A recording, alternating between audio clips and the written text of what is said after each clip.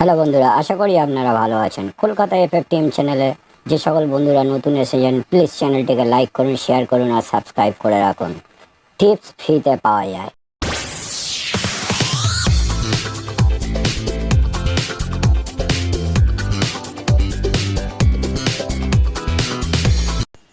দেখে নিন 2/8/2025 শনিবার, স্যাটারডে। শুভ সংখ্যা বা লাকি নাম্বার 1 তারিখ শুক্রবার গেম দিয়েছিলাম 4 ডিজিট 1890। আমরা পাস পেয়েছি নাম্বার 1।